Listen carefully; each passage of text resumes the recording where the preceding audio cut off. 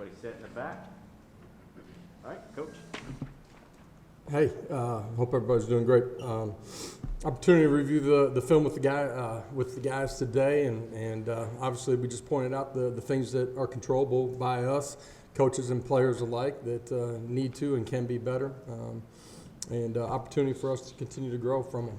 Guys had a great attitude and energy inside the building. Anticipate that. Know we got another road test here inside the league and against a really quality opponent. And looking forward to that opportunity to go down to Missouri and play football. So, there are multiple guys that had injuries or got nicked up during the course of the ball game the other night. Don't know where those guys are at. Hendon at quarterback. Not sure if he'll be available or not. So we'll see how that transpires here during the course of the week and go from there. So with that, open it up to some questions. Questions? We'll start with Adam. Josh, can you say whether or not Hendon suffered a concussion or if he's in concussion protocol? He is not in concussion protocol currently. So. And secondly, just in terms of things that concern you about this team and in performance, where does roster attrition rank in there? I want to make sure that I understand the question here. You're just saying, like, Just where we're at numbers-wise? Numbers-wise and all that. I said at the beginning of the year, just pure numbers, we're probably as thin as anybody in the country just based off of pure numbers guys on scholarship. Depth for us, certainly, something that we're thinking about and trying to continue to develop. Young guys got to continue to grow and be ready to play when given the opportunity and play at a really high level. So the constant development of your roster is something that you're always thinking about, always working on. And obviously recruiting in this cycle will be big for us too. Patrick and Ben. Coach, with the quarterback situation, how healthy is Joe? Where is he at in his rehab? And does that make, with those two guys sort of banged up, does that make this a big week for Harris? Yeah, Joe was in a situation where could play, wasn't at a full 100%. During the week we got him some work, not the same type of numbers that he would have gotten if he was 100%. So I anticipate just through him playing the other night, didn't re-injure or aggravate anything, continue to think that he'll get healthier as this week goes on. When you went back and watched the film, what do you think led to the drops and what needs to happen in practice to make sure that those drops don't happen again? At the end of the day, you got to go execute on the field. Handle the environment, handle the competitive situation, throw and catch it, things that we've seen those individuals do at a high level. End of the day, we got to go perform on Saturday and finish the play. Eric and Wes. Yeah, looking ahead to Missouri, a dynamic quarterback, good running back that can also catch the ball out of the backfield. Yeah. What have you seen in them on tape?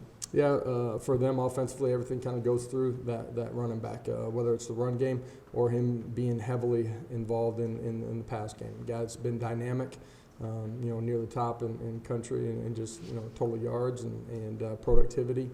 Really good football player, does a great job once the ball in his hands of being electric, making guys miss. Josh, I guess when Cooper May started to get dinged up, maybe his level of play wasn't quite the same as it was earlier in the game. But what did it mean to have him back? And in terms of just sort of what you learned about him, I mean, the guy's out there, he's got a mashed up hand, his legs bothered him, and he's still playing. What's that tell you about a guy? Tough, competitive, cares about playing at a really high level, cares about the power tee, cares about his teammates, wants to be in there. He's a warrior. As the game went on, you watch the film, you can tell that things started to bother him more as the game wore on. He didn't want to come out. He competed extremely hard. Brent and Rick. Yeah, Coach, if Cooper can't go and Jerome is in there, what's the next step for Jerome as a center? Is it more mental than physical? What do you need Jerome to do to execute more efficiently up front? Yeah, I think the toughest thing for him is when he's starting at one spot, getting him enough reps at the next spot is difficult to manage and get what you need at both during the course of the week in practice. At the end of the day, some of the snaps got to be better. That's true with Coop in there as well. There's times where, there's plays down the football field that we're not able to connect on. just simple execution, center quarterback snap, and sometimes the quarterback catching it too. But all those pieces got to play in together. Once he's at the center position, do a great job of communicating. He's done that for the most part during the first 4 ball games that he's played some center, but need to do it at a higher level.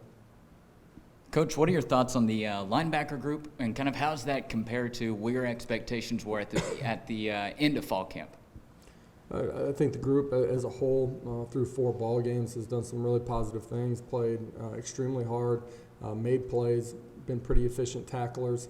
The other night, thought we misfit a couple things on the second level.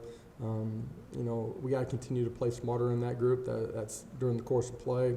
It's after the whistle, too. It's a group that is deeper than where we started at the beginning of spring ball. Certainly at the beginning of training camp, I've seen those guys continue to grow at that second level. Look at Missouri defensively, obviously coached really well with a former NFL head coach, but some opportunities there have you seen from film to maybe pick up some chunk plays? There's been some explosives in the run in the pass game against them. I think they've gotten better as time has gone on the first 4 weeks, understanding their scheme, fitting things better. They're a group that has continued to improve. Josh, you guys had the double number situation on special teams. You talked a little bit about it in the post game. How do you avoid that happening in the future? And is a number change a consideration for either of those guys you might need? Yeah, for sure. With Theo, he's been our punt safe guy, which has allowed Trey to be on the football field. Unique situation, not being able to see. Need him to be smart in how we communicate that, be able to transition, not just the returner, but then Trey needs to get out of the ball game too. It's one of the things that we talked about, coaches and players together being better to handle that situation the right way. Rob? Surprised that took that long to come up.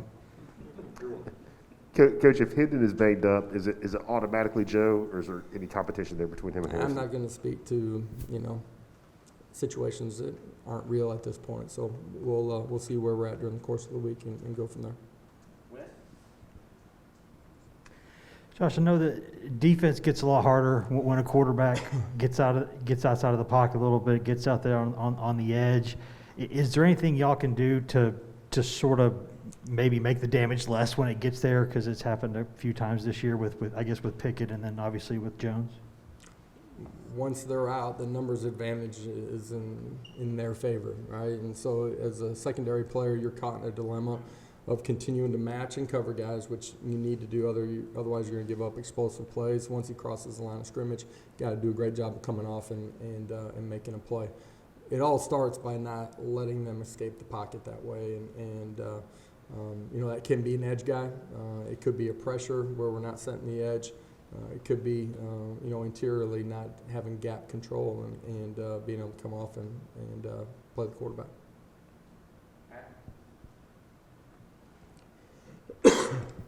Going for it on fourth down, sometimes is a necessity, obviously, scoring situation. But do you believe in going for fourth down early in games as sort of a tone-setting, aggressive tool? I don't know if it's tone setting.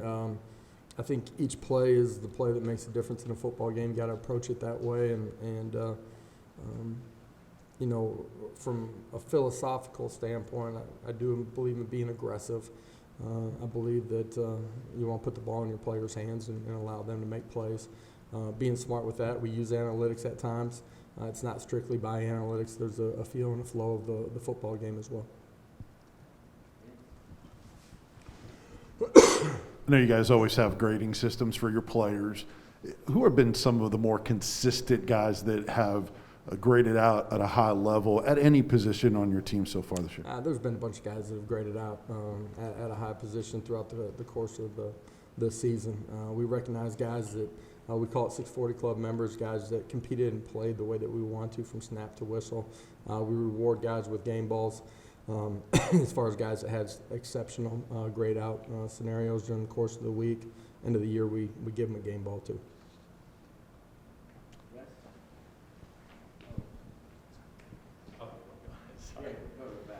Sorry about that. Coach, you talk about in practice how the quarterbacks and wide receivers are on the same page sometimes.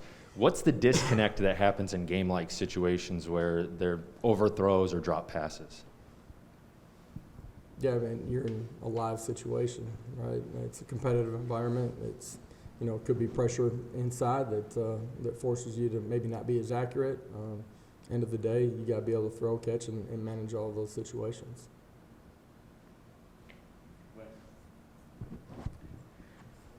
Josh, how would you evaluate the play of those safeties, those older guys back there, and are those young guys getting closer to getting themselves in the mix and helping? Yeah, you saw Christian in there early in the football game. Those guys are continuing to develop. They've grown on special teams. They're earning more reps on the defensive side of it. I thought early in the football game, defensively, we did a lot of really, really positive things, tackling in space being one of them. As the game wore on, I didn't think that we tackled as well in those situations. Just with the double pass, Pittsburgh was able to execute it, and then Tennessee Tech tried it a couple times last week. Just what's kind of the disconnect there, I guess? Depends what coverage you're in, right? But an aggressive defense that's going to fly to the football, it's a way for offense to try to counter it. At the end of the day, our third-level players got to see that, recognize, and pull off.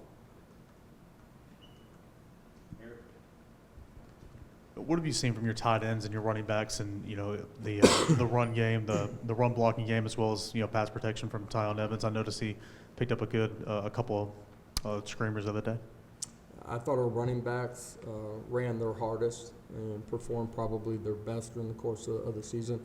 The other night, great pad level, did a better job of pressing the line of scrimmage. Still bounced a couple things that I'd like to hit more vertical, but I thought they ran like a running back should run. Tight ends did a really good job for the most part in our run game. That's insertion plays on linebackers, it's split zones. Thought they managed the night pretty well. Coach, excuse me. So, Could you share any of the guys that have gotten game balls that you guys have singled out in 4 games? I don't have the list in front of me. I'll bring that with me on Thursday and give you guys some idea on that. Other questions? Tim, in the back. Can you just talk about Javonte Payton's play? He's found the end zone last couple of weeks. Yeah, I said it a week ago. He's continuing to grow and understanding of what we're doing, how we're playing. Has the one play where he's not set during the course of the play that he can operate and function in a better way, cleaner way from whistle to the next snap. But he's created some big plays down the football field. 2 weeks ago with a touchdown, last week wide open. He's continuing to grow and competing at a really high level. Athletically, he fits what we're trying to do, and I think, as we continue down the season, we'll make more and more plays. Finally being able to hit that deep ball. Yeah, that's one positive from the other night, right? Finally, we got somebody behind somebody and actually connected on it. So that was a positive, huge play in the early part of the football game. Just to follow up on going for it on fourth down, the other night you had a 3rd and long. You got half of it and then went for it on fourth. It was 4th and 2. Are you talking about? Or are you No, talking about the run in the fourth quarter? Or? I think Peyton got. You had 3rd and long, the drop, Callaway's drop on fourth down, the play before that. Yep. Do you ever have a 3rd down play where you say, we're going to go for it on fourth down, let's just get what we can get here? Do you know you're going for it on fourth down when you're calling 3rd? Absolutely. You're a play ahead, right? And really more than that, based on some of the analytics, you have an idea where your go would be. That doesn't say that you're definitely going to go in that situation, but then you also are able to sequence your plays based on that. That absolutely has happened, the other night and previously.